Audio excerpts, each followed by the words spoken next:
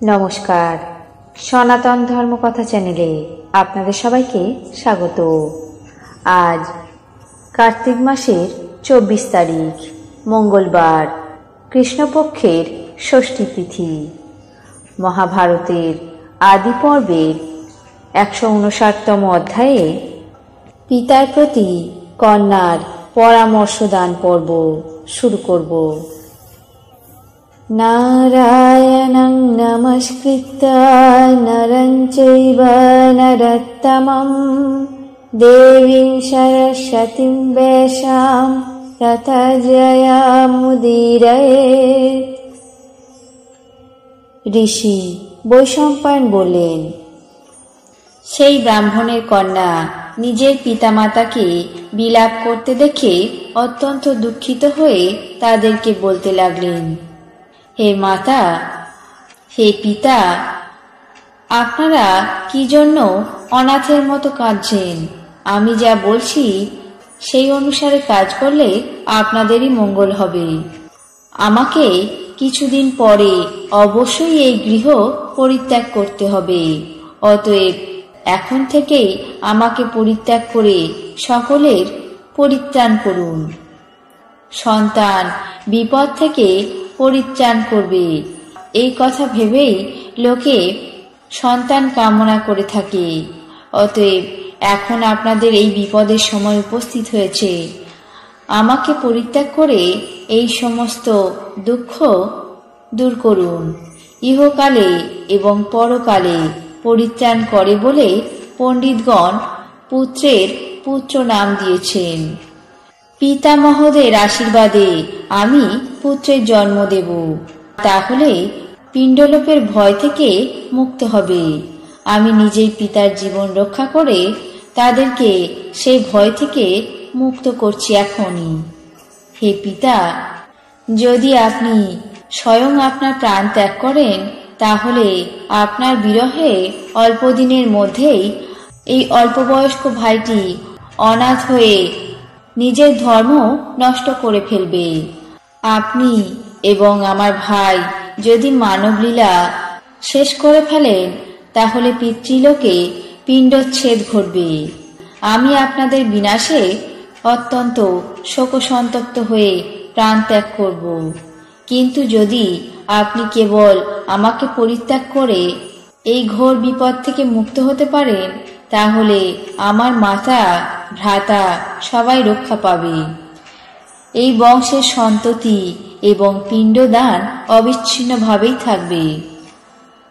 শাস্ত্রকারেরা বলেন যে পুত্র আত্মার স্বরূপ, ভার্যা সখী স্বরূপ, কন্যা দুঃখ স্বরূপ হয়। অতএব আপনি আমাকে পরিত্যাগ করে দুঃখ থেকে বিমুক্ত হন। হে পিতা, আপনি না থাকলে আমাদের আর কষ্টের সীমা থাকবে না। আমরা অনাথ হয়ে দিন দরিদ্র হয়ে যেখানে সেখানে ঘুরে বেড়াবো। আমি যদি রাক্ষসের সামনে নিজেকে সম্প্রদান করি, তাহলেও পিতৃলোকের বংশ রক্ষা এবং আমার মরণ সফল হবে।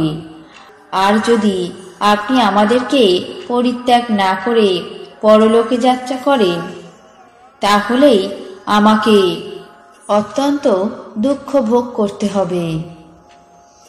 হে পিতা, আপনি আমাকে রাক্ষসের মুখে ত্যাগ করলে দেবগণ এবং পিতৃগণ পরম সন্তুষ্ট হয়ে আপনার হিত সাধনে তৎপর হবেন। ব্রাহ্মণ এবং ব্রাহ্মণীর কন্যা এই কথা বলে কাঁদতে লাগলেন।